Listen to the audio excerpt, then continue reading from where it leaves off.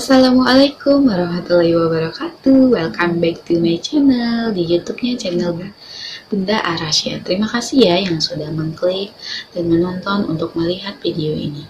Bagi pengunjung baru, jangan lupa untuk di-subscribe, like, dan share jika video ini bermanfaat untuk orang banyak. Di pertemuan kali ini, aku tuh ingin ngebahas tentang penyakit kuning pada bayi yang atau kita kenal dengan hiperbilirubin, dengan nama medisnya itu ikterus.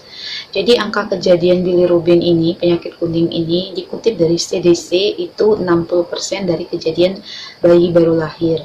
Jadi ini tuh merupakan gejala awal dari hiperbilirubin yang jika kita tidak bisa menanganinya secara tepat itu bakal mengakibatkan si bayi mengalami lumpuh otak atau dengan nama medisnya itu cerebral palsy. Di sini aku punya pengalaman pribadi saat anakku usia 5 hari, dia itu kena penyakit kuning. Dimulai dari matanya bagian putih itu kuning sama terus menjalar langsung ke muka, ke badan. Kalau nggak salah pada saat itu belum terkena ya, masih daerah bagian atas. Dan aku nggak konsultasi sama dokter anak, tidak aku bawa juga ke rumah sakit, itu aku obatin sendiri dari pengalaman yang aku dapat dari cerita temanku yang juga anaknya juga mengalami penyakit kuning. Nah di sini aku ingin nge-share dari pengalaman aku pribadi itu, mana cara aku mengatasinya.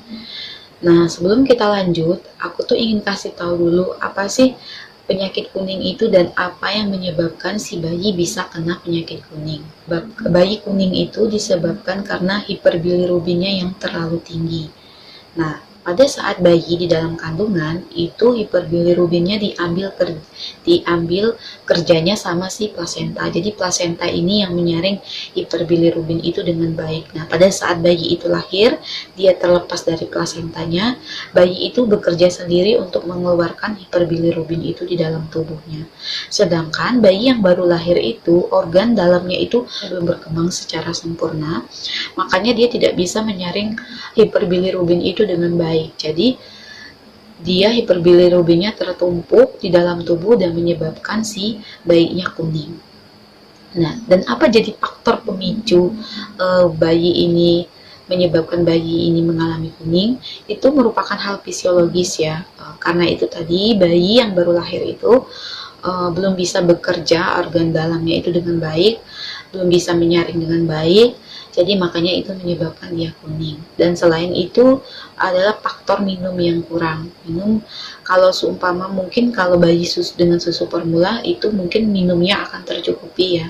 Jadi yang hiperbilirubin di dalam tubuhnya itu akan dikeluarkan mengikuti, kan hiperbilirubin itu diikat oleh usus. Nanti dari makanan si bayi itu, dari susu itu, dia itu akan dikeluarkan bersamaan pada saat bayi itu BAB atau BAK. Nah, sedangkan pada bayi ASI itu dia itu kemungkinan, apalagi ibunya yang benar-benar mau ASI ya, dari faktor tidak bisanya bayi itu menyusu bisa, terus ASI ibunya sedikit juga itu bisa.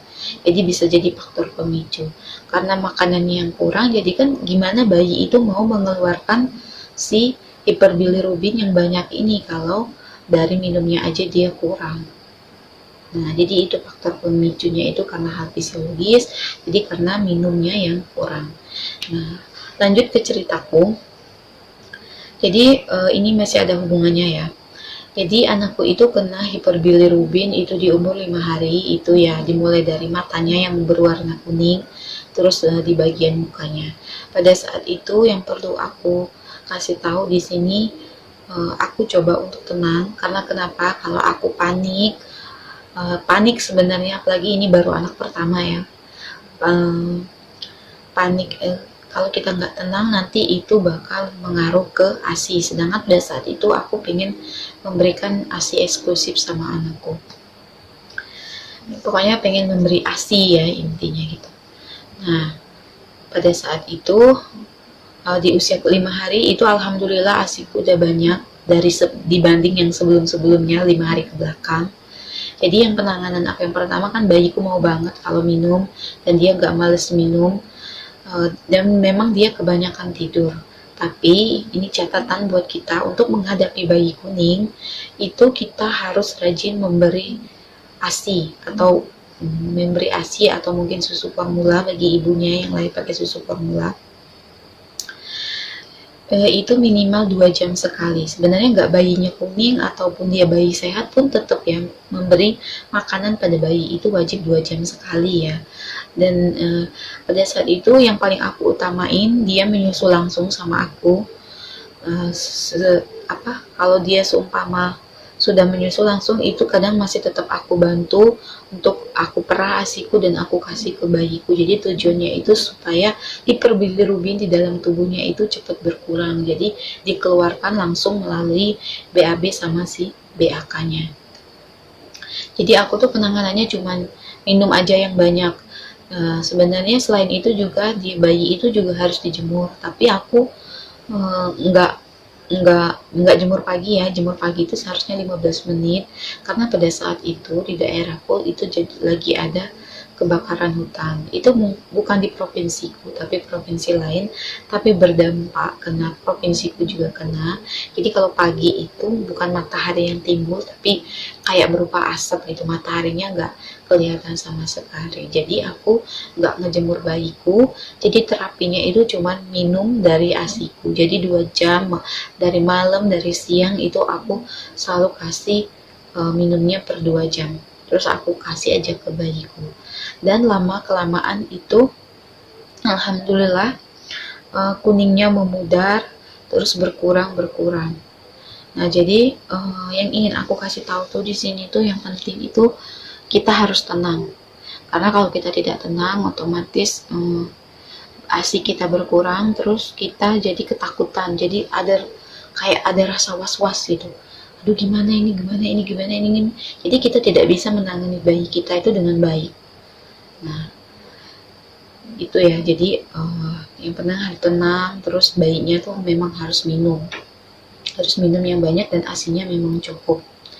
Nah, tapi ini ada catatannya kalau untuk bayi kuning, kalau bayinya itu rewel, terus menyusunya itu males, terus tuh menyusunya males, udah kita susuin ke kita dia nggak mau, dipakai drip juga dia nggak mau, pokoknya dia nggak mau nyusu sama sekali, rewel sekali dan kuningnya itu tambah jadi. Nah, ini perlu untuk ditindaklanjutin untuk dibawa ke konsul sama dokter anaknya. Biasanya kalau bayi yang tidak mau minum dan dia rewel itu ada faktor lain pemicu.